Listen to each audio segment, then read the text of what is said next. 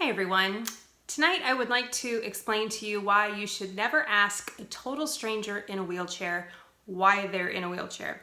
Don't ask what happened, don't ask what's wrong with you.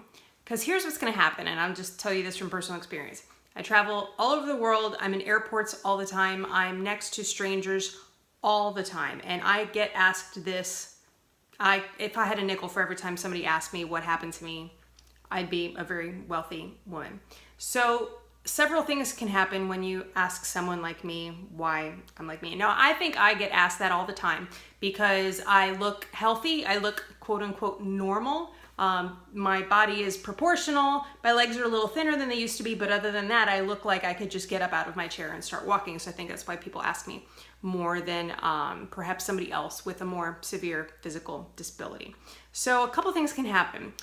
If I'm feeling particularly jovial, I may tell a complete lie and say something like I got shot by a drug smuggler in Arizona. I may say that I got paralyzed in a skiing accident while going through the Olympic trials, or just something crazy to see the person just go like, wow. If I'm exhausted, which is usually the case because I often get asked this at airports after getting off a very, very long flight, sometimes I will just tell them that I have multiple sclerosis, and inevitably the same thing always happens. They'll say, oh my goodness, I'm so sorry.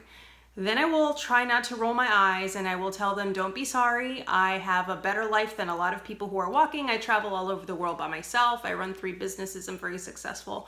Don't feel sorry for me, and don't feel sorry for anybody else just because they're in a wheelchair. You know nothing about them, nothing about their personal lives, how successful they may be. I have 2 children. They may have children. So don't say you're sorry. It doesn't go over well. And the whole pity thing, that's no fun either. And then the third option is that I will be in a bad mood and I will not be the nicest person in the world. I'm very, very guilty of this. And I will say something like, I'm sorry, but that's too personal, or I'm sorry, but that's not really your business. And I'll try to be as nice as I can. And then what happens is the person will get offended.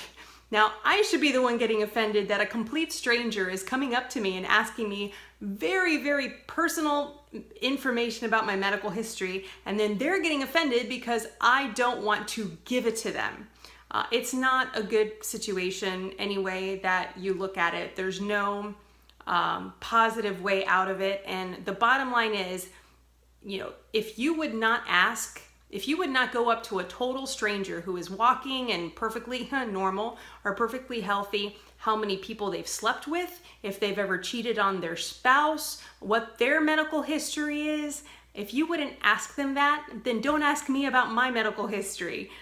It's really not anybody's concern but my own. Now, if we get to know each other, we're having a long conversation and the topic happens to come up, I'll feel totally comfortable telling you what's going on. But just don't walk up to somebody in a wheelchair that you've never met before or seen before in your entire life at an airport, at a restaurant, anywhere in public, and just start asking them personal questions about what happened to them or why they are in the situation that they're in a wheelchair, in a scooter, whatever the case may be. Because frankly, it's not for you to worry about or bless us or tell us you feel sorry for us or that we're gonna be okay or anything like that. It just say, hi, how are you? Nice to meet you, or have a great day. That would really be the way to go. So thank you so much for listening and have a great night.